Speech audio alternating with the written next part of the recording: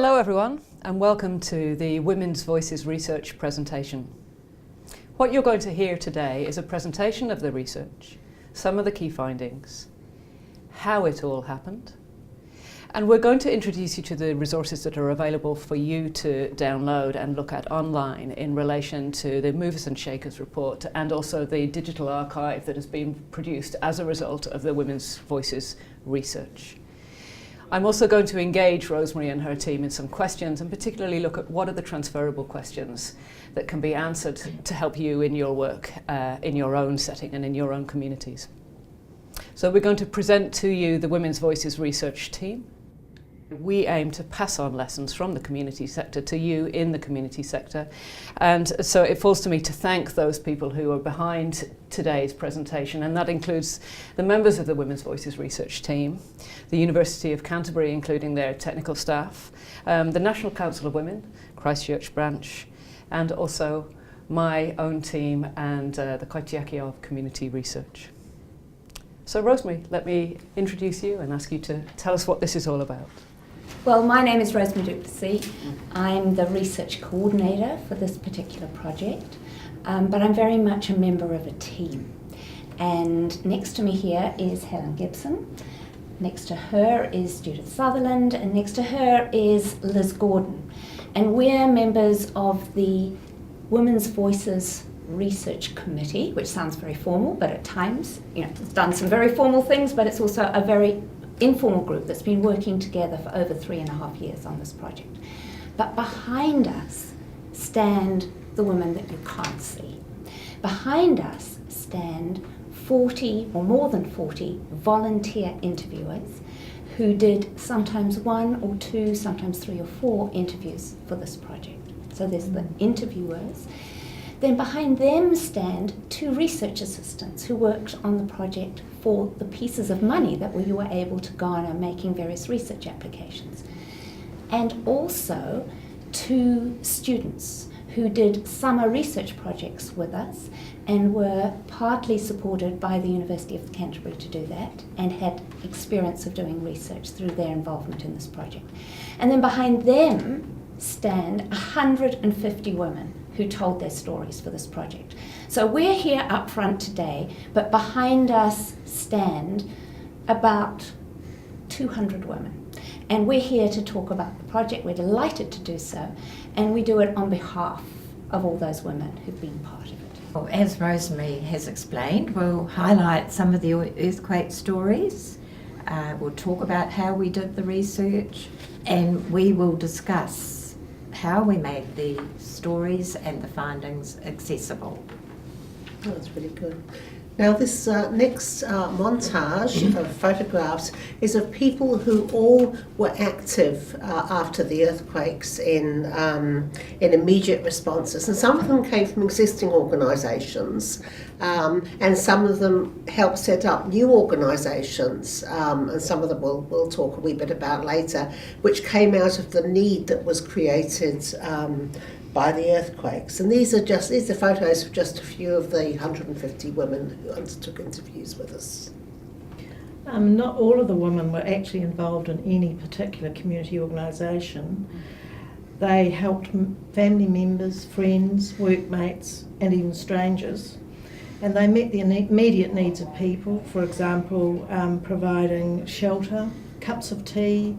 They also cared for elderly neighbours who were vulnerable, collected water, shared food, and we thought these stories were important to include as well. Yes, well, let's talk about Jade Rutherford. Jade was a student at the University of Canterbury, and she offered her story in 2011. Jade's story illustrates the value of activating face-to-face social networks and using available communication technologies after a disaster. The public face of the student volunteer army was, of course, Sam Johnson. But Jade Rutherford and 4 other core members of this team, who were all close friends, worked with him to get students involved in cleaning up Christchurch. This involved the use of social media to invite students to participate in post-quake action as well as rapid on-the-spot learning. It was a real learning curve. Jane Rattray, one of the founders of the Rangiora Earthquake Express, her story illustrates the significance of existing networks and the social media from a different group of volunteers. As I said, Jane lived in Rangiora, and she had numerous links through her events management activities and her involvement in community groups such as Plunket, and she also had a wide variety of Facebook friends. And from these, different networks came together and they formed this Rangiora-based distribution of food and water to the east of Christchurch and to Banks Peninsula. One of the youngest people that we interviewed was Amber Henderson, and she just recently left school. She had a commitment to working with young people, and she was involved in the Grace Vineyard Church, which operated in New Brighton, which is one of the suburbs in Christchurch with people with among the lowest incomes. After the 22nd of February quake, Amber and a group of other people associated with the Youth Alive Trust ran a school holiday program for children whose schools were closed in eastern Christchurch. Schools were closed all over Christchurch, but in eastern Christchurch there was the most problem, and that was the part of Christchurch which was most heavily hit by the quake. In this quote from her interview, Amber describes the range of people who were involved. And in this sense, it was a bit like the Rangiora Earthquake Express and the Student Volunteer Army, delivering a school holiday program to kids whose schools were closed in New Brighton and the suburbs around, involved lots of different people offering their services and creating an exciting, lively environment for the children. But the stories that were told by people like Amber are not just stories about what they did in organisations that delivered services after the quake. They also told their own personal stories of what it was like to be involved in these activities. So Amber lived in Burwood. She had to walk each morning from Burwood to New Brighton. There weren't any buses and you couldn't drive cars because the roads were impassable and filled with silt. She worked during the day at New Brighton delivering the school holiday program, and then she walked a long distance, many kilometres, to Merivale, where her paid job was in coffee culture, a nice upmarket cafe. When she got there, she had to clean herself up because she was covered with silt from walking through the silty streets. But she did that and then walked back to Burwood when she'd done her work at coffee culture. So these are the interesting parts of the stories on our website. What people did in their communities, their streets, and in their organisations, but also what it was like for them to do that and the personal impact on them of their activities post the quake. And this is Leanne Curtis, who's the co-founder of CanCERN, which is Canterbury Communities Earthquake Recovery Network, as you can see. Leanne is a community worker by background, and after the February earthquakes, her whole suburb was just stuffed really. And she was concerned with making sure people had access to water, making sure they had access to toilets, and she got involved in some street meetings on her street, and out of this emerged the community organisation, which 4 years on is still working strong to support people and ensure that they get their needs met. And she, no one was paying her. She threw herself into this work to actually make a difference for the people that she represented, and she talks on a lot about the pressures that people were under. And a really important point she talked about was the point of being resilient. And one of the things, I'll just read a quote here from her that is so relevant. There are so many things that are unknown, out of our control, and waiting. We are always waiting. We are just told to wait, and being told, aren't we brilliant and resilient and patient? But I don't know anyone who is brilliant and resilient and patient. Let's talk about Lois Herbert. Lois Herbert was the manager of the Battered Women's Trust, Women's Refuge, who spoke about the challenges of providing safe houses, support for women in the community, and also rental housing for women leaving the refuge. Central government, on the other hand, saw the quakes as an opportunity to streamline refuge services in Christchurch. The Battered Women's Trust and another refuge developed a shared crisis line, shared safe houses, and also shared office space. However, this top-down pressures to consolidate services were often experienced as very stressful, rather than a contribution to post-quake recovery.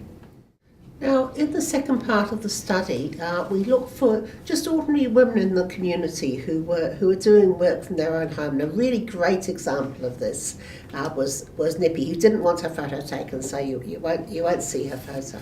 And Nippy lived in Aranui, and her house was pretty badly damaged. Still now, 4 years later, it's sitting on a bracket, basically holding it up, and the sort of black moulds coming up through it. It's going to be destroyed, but not for quite some time yet. And here she was in this little Aranui house, and she ended up looking after everybody. First there was her family. They moved into a little bus on the section. They cooked all the food from the freezer because she happened to have 2 full gas bottles and her barbecue was going. She knocked down the fence to her next door neighbour, who was an elderly lady, so that lady could come over when she was scared. As water started getting delivered, it was delivered to a local church around the corner, and she said, well, that's great when it was delivered to the church, but who's going to get it from the church to the elderly people around the corner? So she also acted as water carrier to her neighbours, and she set up this huge network. And once she sent her daughters up to stay with her mother up on the top of the North Island, Nippy basically dedicated all her time to working in her community to make things better for her neighbours and her friends. Someone else who was also involved, not in any organised response to the earthquake, but was just helping her neighbours when the opportunity arose, was Gina King. She had 4 children.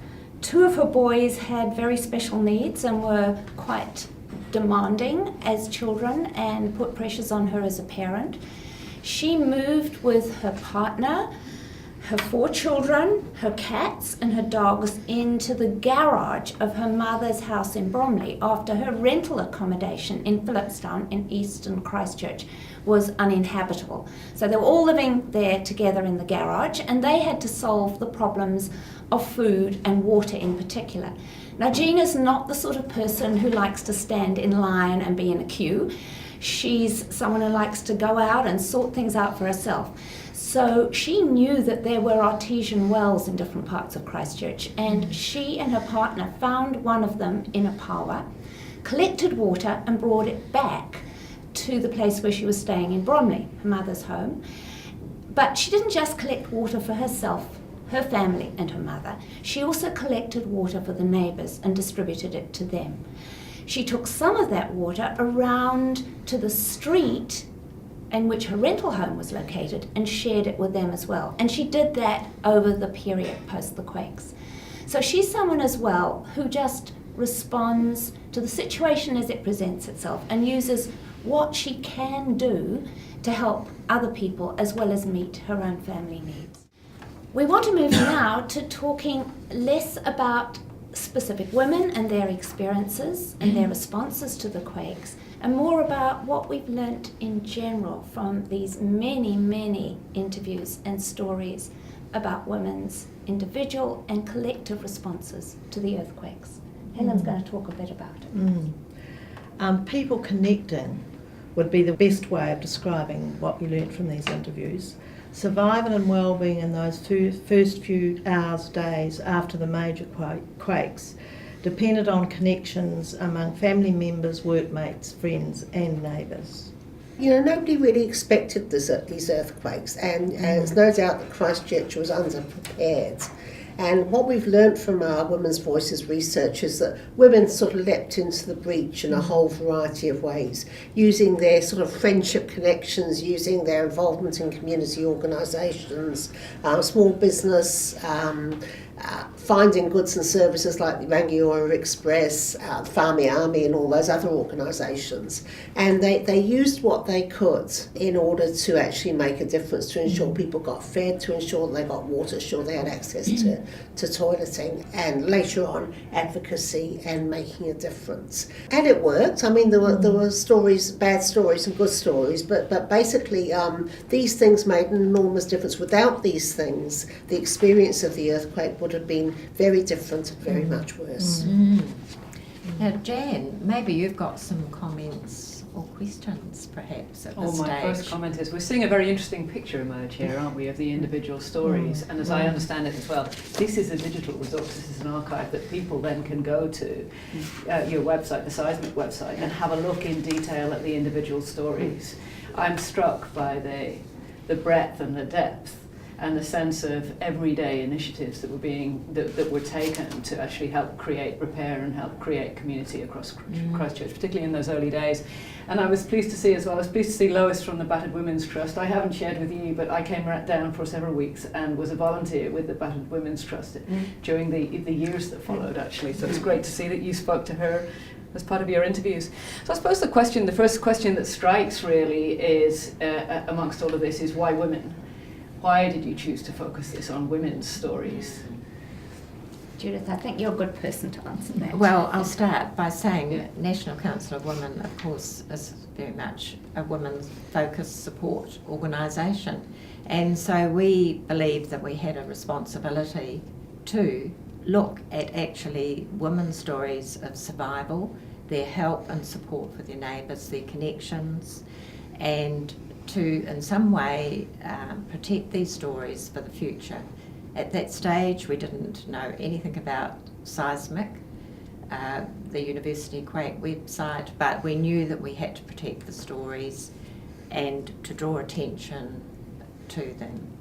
It actually came out of a meeting of the National Council of Women, the first meeting after the February earthquakes, which I think was held in April. And one of our members stood up and said, well, it's men in the paper, it's men as rescuers and men as this and men as that, but I know women doing this and that and the other, and where are their stories? And so the NCW, we set up a sort of ad hoc committee called PEST, the post-earthquake something or other team, and PEST decided that we actually needed to record stories for posterity, and that was the starting point. That was the kernel of this project. Pest control. So let's stay with that. So you have this extraordinary insight exclusively into women's stories of post-quake recovery. Do you feel that there was a unique story that came out of that? Were there some unique experiences that were about women that came through? I think that the most important thing was that what we found, and we went looking for it in the two parts of the research, is that we talk with women in all areas of life. We talk with very public women, we talk with politicians, we talk with very well-known women, we talk with academics, we talk with people with a range of experiences and within the Canterbury community, and we talk to people just in their community. So we had we talked to refugees, we talked to such a wide range of people, and what we found was that they were all contributors in their own ways to making a difference, whether it just be for their family or whether they sort of saved a suburb or whatever. That women's work made such a difference, and they played a particular role also in keeping families together. They always had an eye on their own families. Where are the kids? Where's my husband? Sometimes they lost their husbands. And fortunately, all of us found them again, and so there is really a women's story which is different from men's stories. Of course, men's stories are valuable too, but somebody had to do this work, and we're pleased it was us. And make it visible. I think, Rosemary, you were talking earlier on as well, that women tell their stories differently. Yes, I think so. I think it's not always the case, but what we have among the stories that we recorded are the stories of women who are in professional occupations, involved in community organisations, people who are politically connected, but they also tell very personal stories about what it was like, about their fears, about their vulnerabilities, about their emotional connections to other people, and about the day-to-day aspects of their lives in that post-quake period, as well as what it was like to be the director of a museum and cope with the consequences of the quake, as well as what it was like to be, like Lois Herbert, involved in providing services for other women, but she also had to cope with her own immediate set of issues associated with her home and family. So I think that our stories are quite special in the sense that they do that, cutting across between the personal and political, the private and the public. And I think it helped that there were volunteer women interviewers who were eliciting those stories as well. So women were talking to other women who themselves had been privately and personally through those experiences. And the interviewers were therefore able to elicit both personal stories and public stories about how women contributed in those days and weeks and months after the major earthquake on 22nd February. Another really important aspect of the research is our involvement of Māori women. We had, and it was just not a matter of actually interviewing Māori women. What we did is we spent a lot of time developing a relationship with the Māori Women's Welfare League and working with them so that they could interview and choose their own participants and interview them. And that was a very important part of the research as well.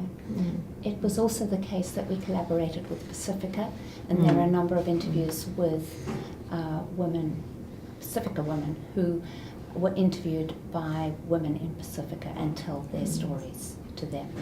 So, and that was part of our attempt to ensure that we had a wide variety of stories, and that every woman who was interviewed by someone who they felt comfortable with in terms of telling their story.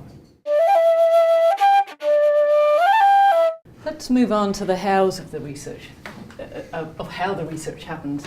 Obviously we're community research and we have a particular interest in research that involves communities and looks after them and builds good relationships and minds the ethics and the approach. So would you like to tell me a little bit about how you gathered all of these stories in? Well, first of all, we used a variety of different strategies to identify women living in different parts of the city. Different family household situations and a range of occupations. Homeowners, renters, small businesses, state employees and women of different ages and ethnicities. Now, through the networks of the organisations that make up National Council of Women, were often used to find women's stories to tell. And as Helen and Rosemary have explained, we worked with Māori Women's Welfare League and Pacifica, and we interviewed women whose stories are included in the archive. And just to say also, I think on that is that we, during the process, found what was currently the emerging UC Seismic website, and you know, you'll see more of that soon. But it became a very important way for the stories to be actually available publicly. The research questions were very simple. We wanted to take a sort of a life approach. So, who were you before the earthquakes? You know, where were you born? What did you do? What about your family, and so on? And people told us that, and we haven't really written that up yet, but it's there in the in the stories. Very interesting. And then your quake experiences. You know, where were you in September? Most people were in bed, and it was quite interesting. About half got out of bed and about half stayed in bed. And there's been a big debate in Canterbury ever since about what you should do. So it's just quite interesting. February, July, December, Boxing Day quake, all of the kind of significant quakes, and what was it like for you and what happened as a result. and then post-quake life, what are you doing now if you've had to move where you're living? What's changed? What's the same? What are your hopes and dreams? What do you expect for the future? What do you want for the future of Christchurch? And we get into debates about, the cathedral and this and that, the river and the river park. People have big visions, I think, for the future, although people are nervous that perhaps they're not going to be realised in practice. There's so many barriers. We'd like to talk a little bit about issues of ethics and consent, because when you're doing research with people as a community organisation in the community, it's really important that people feel they're in control of the stories you're recording and what happens to them. As others have indicated, this work was initiated by a community organisation, the National Council of Women in Christchurch, and I think I should say at this point that Judith was the president of NCW in Christchurch at the time, and in that sense had major responsibility as the president of that organisation. But we also collaborated with University of Canterbury and used their resources in a variety of different ways. We developed a process whereby people would agree to participate in this project. It was a two-stage process. People were initially asked whether they were prepared to have their story recorded, and that was organised by the people who were the interviewers. So it was always done on a personal basis. Someone would be approached by someone who was one of the interviewers, asked whether they would participate in the project, a meeting would be set up, and sometimes they would meet before the interview actually took place, talk about the project, and then a time would be set up, and then at that point someone would sign a consent form. So initially it was just to have their story recorded. Once their story was recorded, the person who did the interview took the recording of that story away and wrote up a summary of it, an interview summary. And that went back to the person who told their story, and they had an opportunity of checking it, taking bits out or adding to it, before they then signed a consent form which indicated that they were happy for us to use it for the purposes of the research. They also had an opportunity at that time of deciding exactly how it would be used and whether it would be available on a website that the University of Canterbury had set up called UC Seismic. It had a section called Quake Studies, and it was in that section of the website that the stories of the women we interviewed were deposited if in fact they agreed. Our ethical process and the consent process was reviewed by the Human Ethics Committee at University of Canterbury, and they then gave their approval to the process we used to collect this information. Now Helen's going to talk about some other aspects. Because the women had lots of options on in terms of how they wanted their stories stored and used, we had many different types of licenses for the stories. And as you can see on the slide, the Christchurch branch of the National Council of Women signed a deed of gift that gave the University of Canterbury the right to store the stories in the Seismic archive and to make them publicly available if the women consented. Between late 2011 and early 2013, we recorded the earthquake stories of many women who, like most of us, were reasonably financially secure, had the resources to weather the earthquakes, and despite the many hurdles that they indeed faced. But we realised pretty early on in this process that we actually needed the stories of the women who were most affected by the quakes. These were women in the eastern parts of Christchurch, women in rental housing, women on benefits, women with the least financial resources who were continuing to struggle with the effects of these earthquakes. So we applied for funding from the Lottery Community Sector Research Fund, and were awarded some money, and we recorded another 50 stories of women who Rosemary described living mainly in the east who had few financial resources when the earthquake struck. An important point to make about this, if we hadn't had this funding, this research would not have been possible. So we haven't talked much about funding, but initially we got some money from the Christchurch City Council to set up our processes, to do the training, to get the researchers to write the first report. Then we got the important Lotteries Community Sector Research Fund money. That was quite a large grant to go and find these hard to reach women through community organisations, through links and so on. We got money from the University of Canterbury UC Seismic Fund.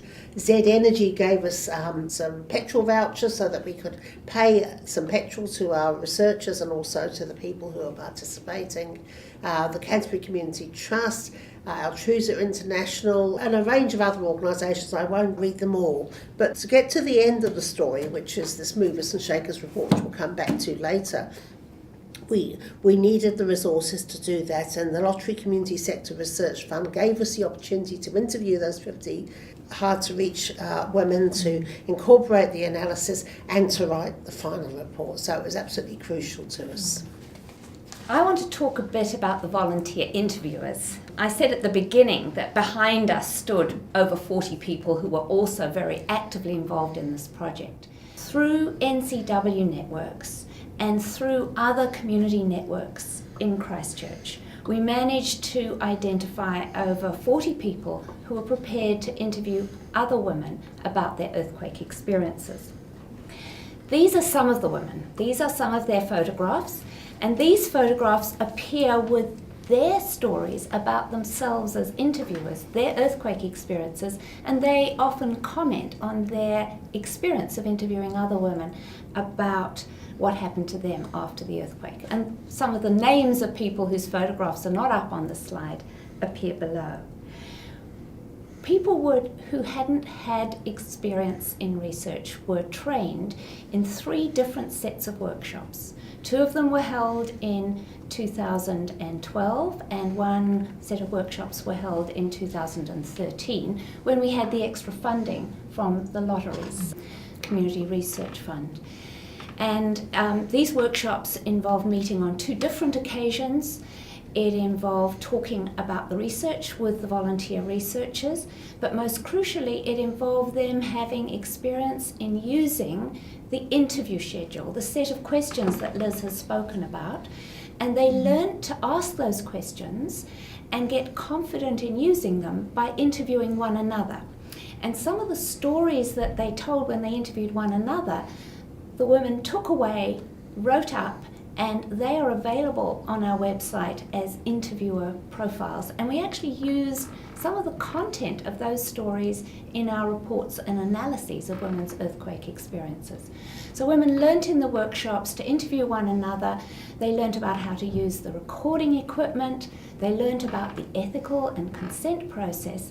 And then they went away and contacted women who Judith had largely identified as available for participation in the research. They did the interviews and then they took the recordings and went away and wrote up those interview summaries, took it back to the people who told their stories, and then finally those stories and the recordings came to me at University of Canterbury and they were processed for their use in the project, and with the consent of the women went on to the website.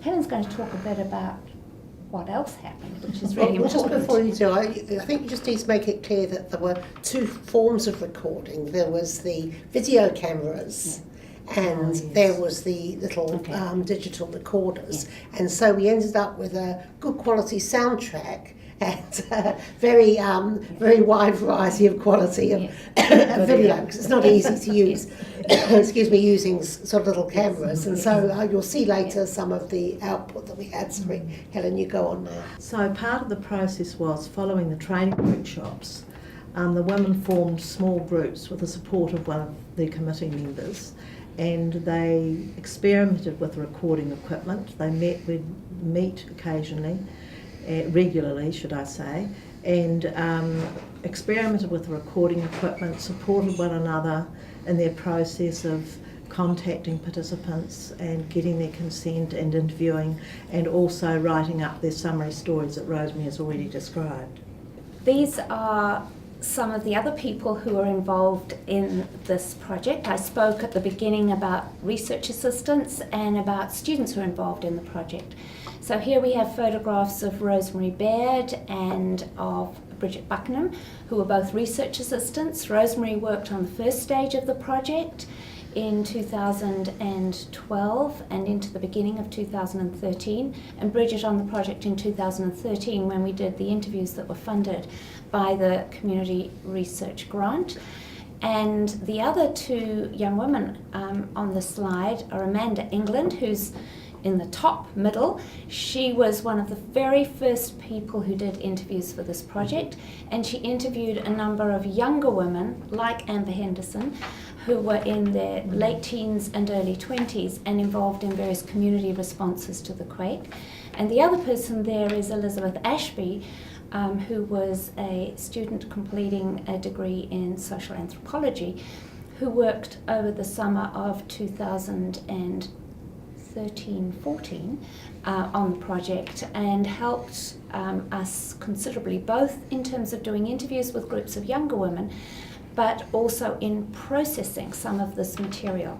And that's something we haven't spoken about. There's a process of doing the interviews, and then there is a long process of actually organising the material, organising the video recordings of some of the interviews, organising the audio recordings, getting the texts of the interview summaries in a form that they're available to go up onto the website.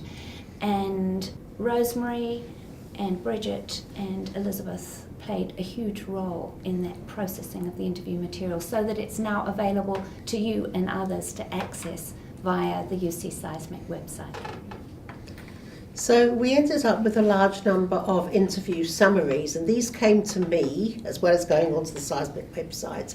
And I used a lovely computer program called NVivo to analyse thematically all the issues that arose from each of the interview summaries, and then took the themes and wrote up the research. And there were 3 reports. There was a report on the first round of interviews, there was a report on what we called Women's Unheard Voices, the second round of interviews, and then finally we gave birth to a large baby called Movers and Shakers, which is the major research report, and we'll show you later where it is on the community research website. Mm-hmm.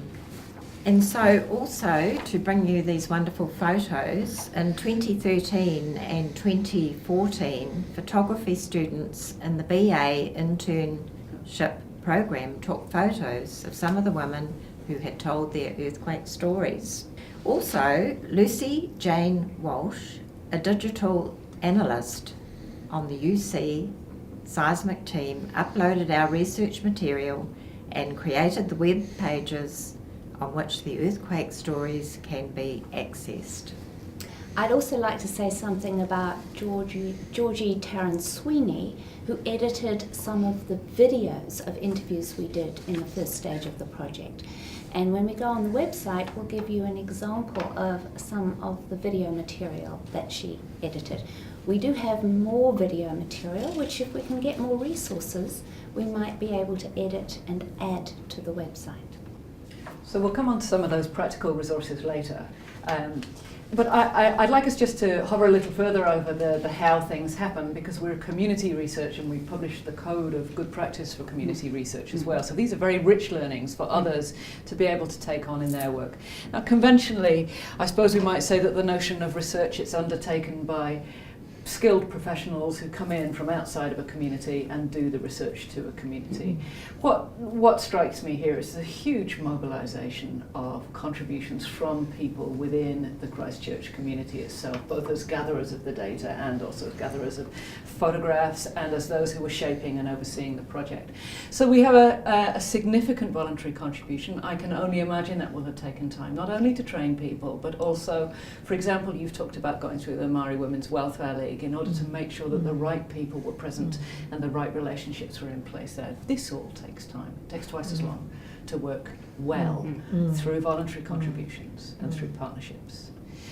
All of that said, let me ask you, what do you think are the benefits of this particular methodology? And in your view, did you get different findings as a result? Well, I think I've already said that women interviewing women, largely in their own homes, having established a personal relationship with the woman concerned, I think generates high quality interview material. And it generates a capacity on the part of the women who are being interviewed to talk in a relaxed way about the detail of their earthquake experiences, and to talk on both the personal level and to talk on the level of what was happening in their family and in their community, or potentially their involvement in community organisations or in professional groups, in paid work associated with the quake. So I think that's one of the key benefits of this sort of strategy. It wasn't someone from the university or a research organisation coming in and setting up. It was a personal approach by someone who'd been through a training process, who was representing a women's organisation, and asking that person who was approached to talk to them personally about their earthquake experiences.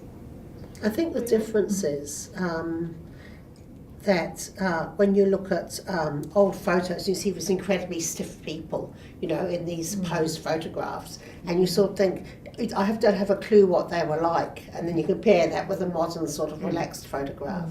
And I think that posterity, when they look at our data, will see the real people. They won't see a sort of stiff formalised version that actually gets real discourse with real people.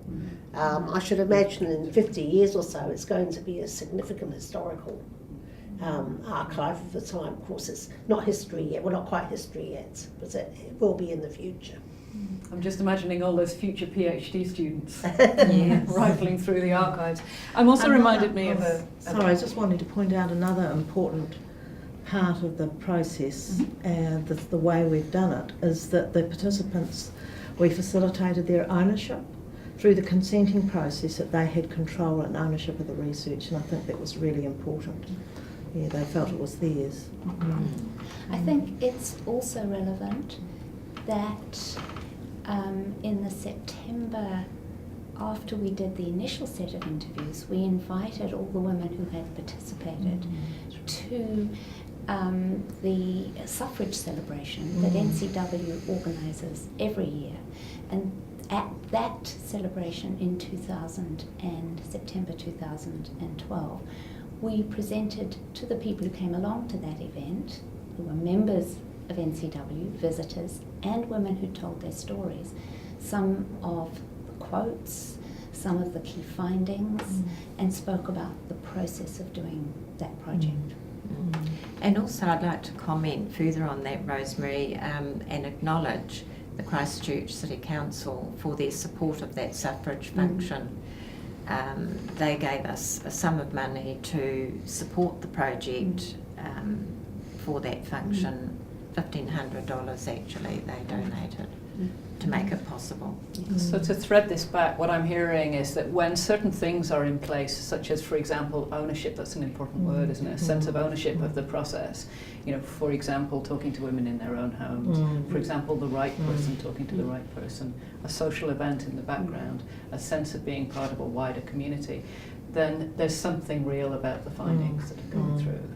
And that would link back to, there's a study on our website from the Aspen Institute which says that where, let's say, local people or the people who the work seeks to engage are involved with gathering evidence, then sometimes the findings can be really quite critically reshaped because we're seeing the world through their eyes.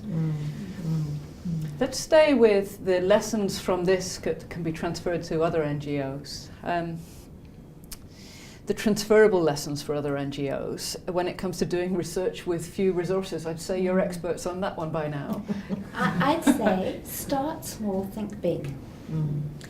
And I would say work your connections, build your relationships, get in touch with the city councillors, talk to them, ring them, keep ringing them if they don't respond. And I would say don't underestimate the time and the money. Initially, when I first said I thought that this was a $100,000 project, Judith in particular couldn't imagine how you could possibly spend so much money. But in fact, in the end, it was pretty close to a $100,000 project, despite the huge amounts of volunteer activity. I think the other lesson that we've learned is when we needed resources, they came. Fantastic. Yes. You know, it was so you know, if you pursue what you're doing and you believe in it, and if it's worthwhile, then the resources will come. And accessing one resource builds your opportunities to access other resources. So the fact that we had got a grant from the City Council, the 15,000, was very useful in leveraging other resources.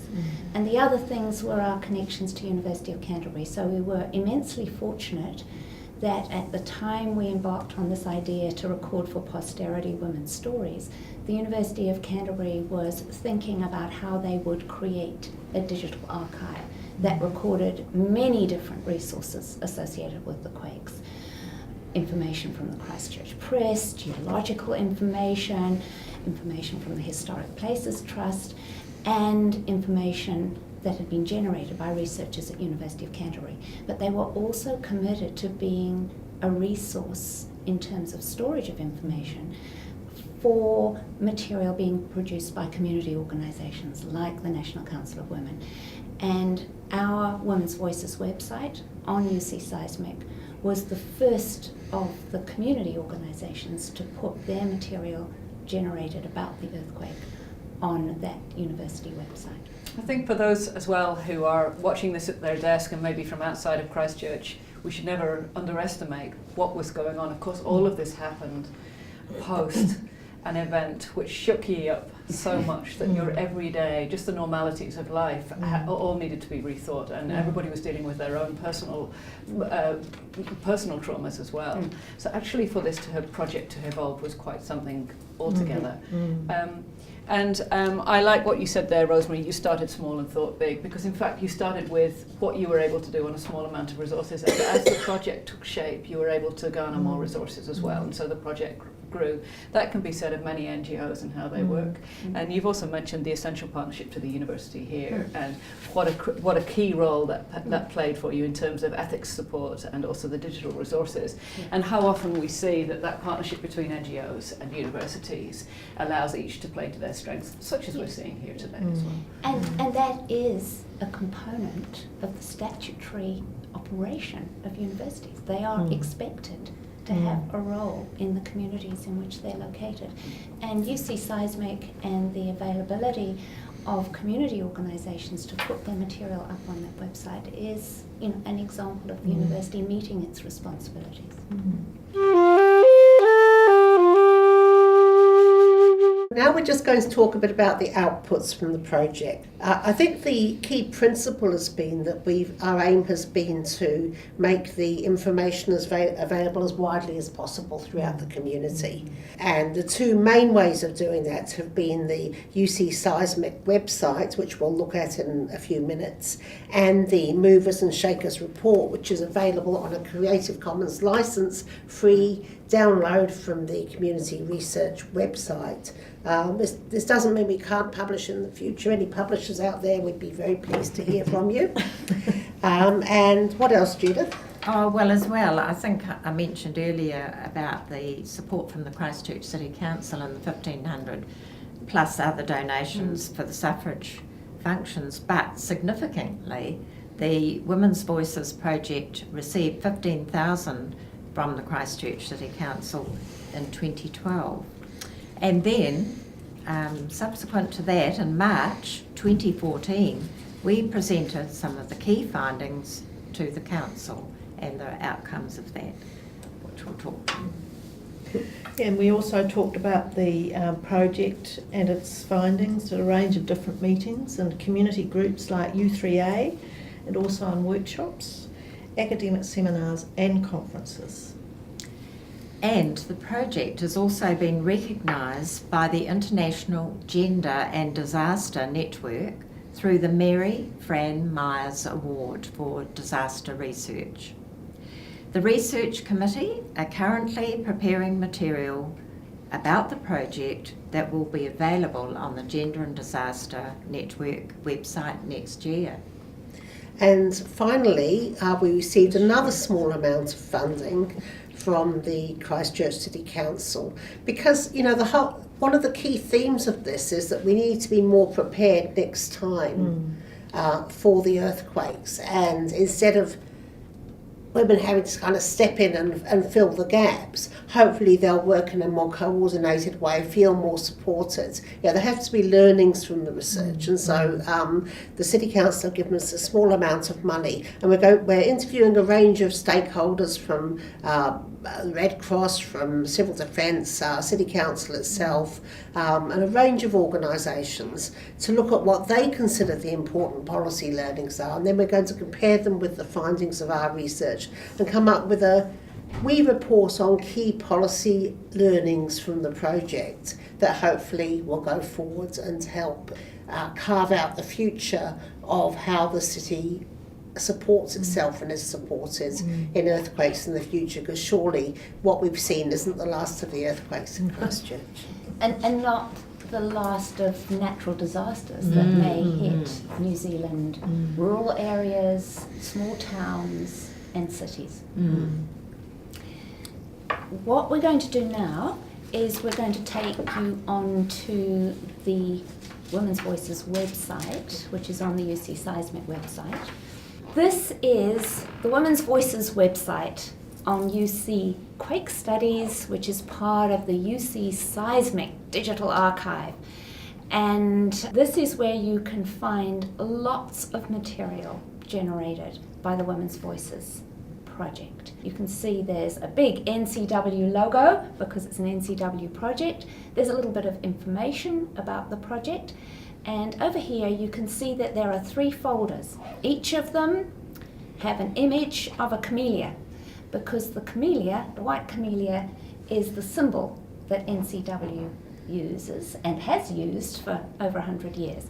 There are 3 folders. One folder has the interview material, Women's Voices interviews.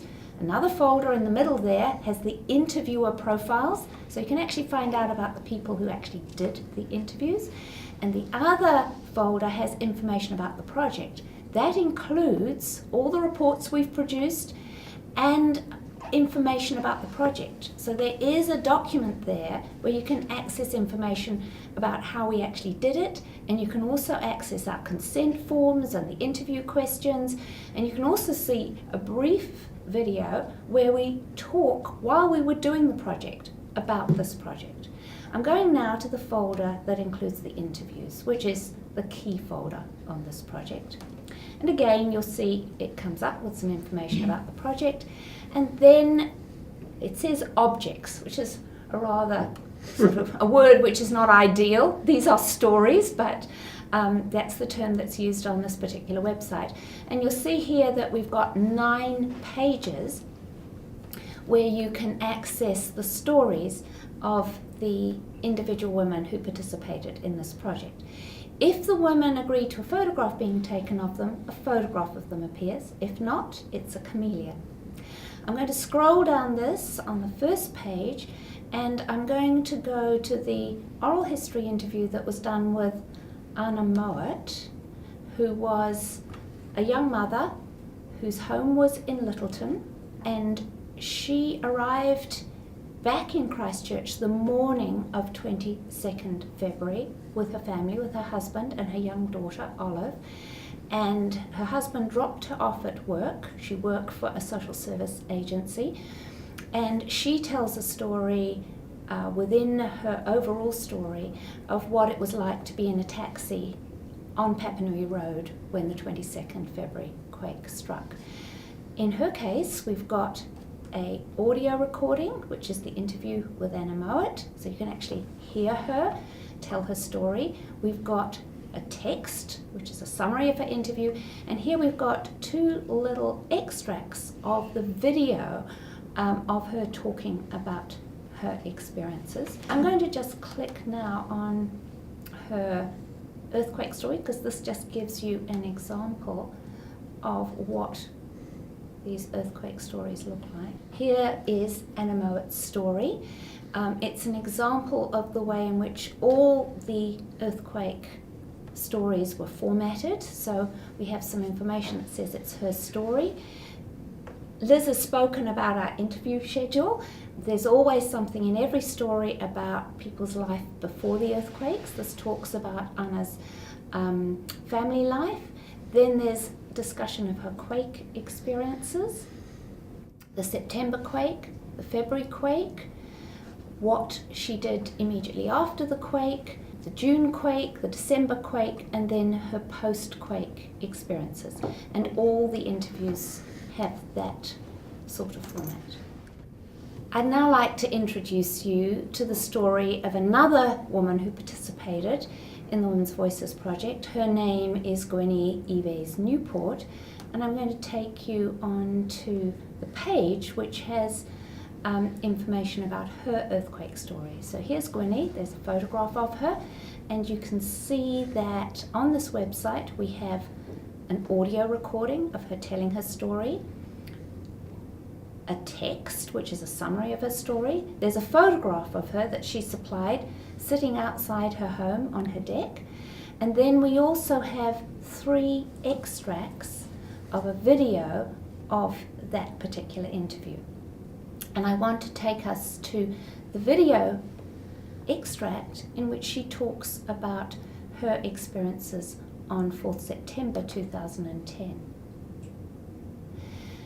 Before I actually start the video, I want to draw your attention to what's underneath it. There's a title, there's a description, and on this side there's information about how this particular video can be used.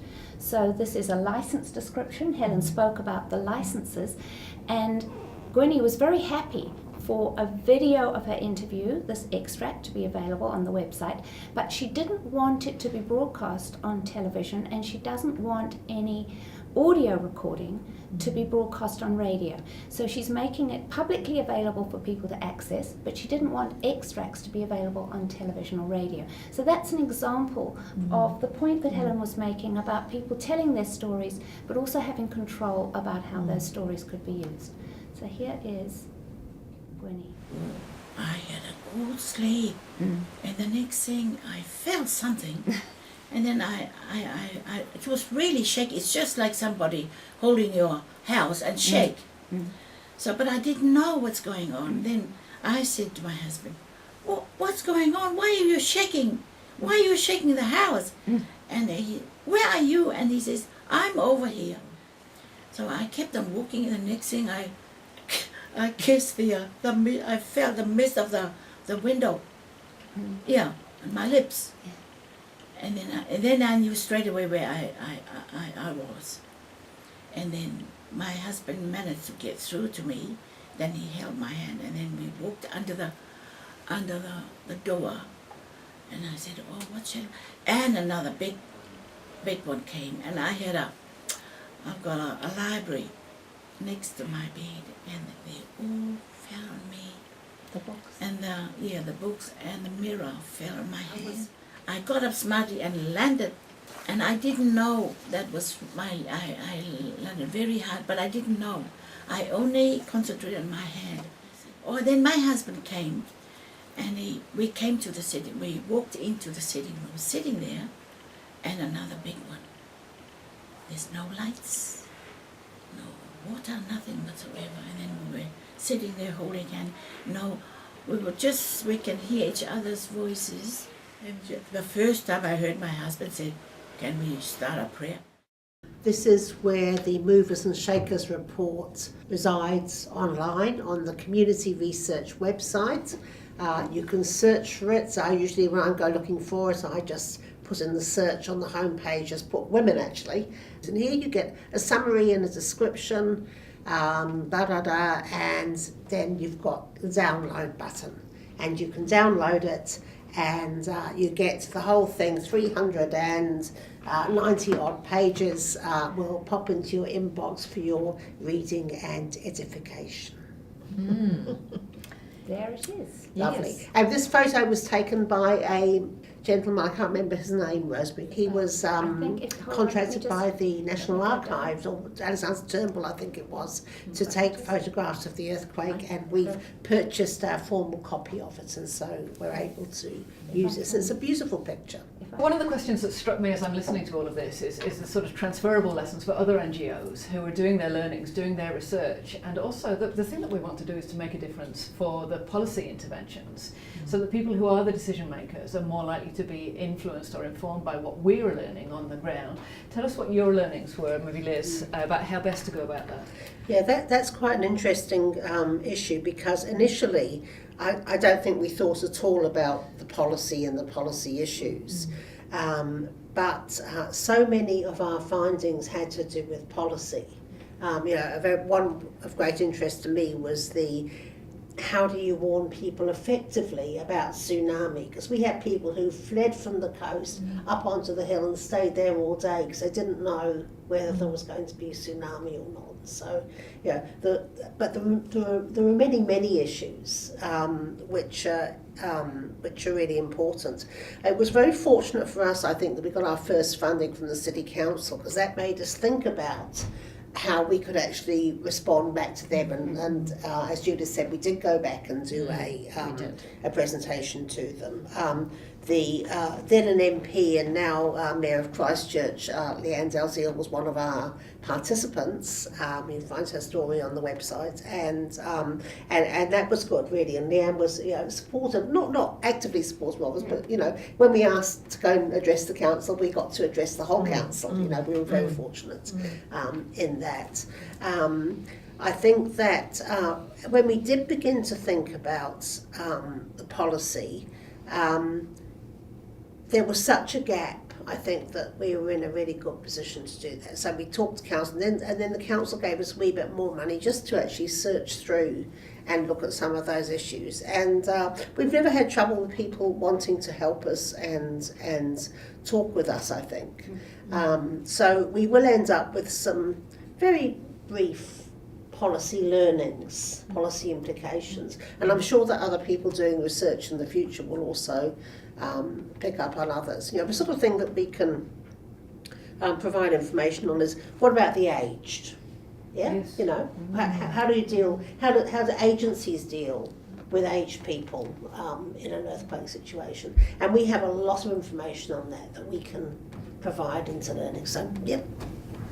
I think we also have information relating to social housing and its importance, both at the level of the state, Housing New Zealand, and at the level of Christchurch City Council housing, because we interviewed people in both of those type of housing situations, and we certainly have stories that indicate the importance of Christchurch City Council housing for people who are residents in that housing, and some of their experiences of moving out of housing that was damaged through the quakes and into new social housing environments. I think the other thing on which we have information is issues around why the council should continue to provide resources for community development and connections in the community, because the City Council does hire professionals who work in the community development area, building networks in communities, creating neighbourhood support groups, providing support for time banks in communities, which provide lists of people with resources and skills that can be drawn on in crises. All these things are hugely important in communities in that time before the police, the army, and the other support organisations, even the Red Cross, come into play and provide those extra resources.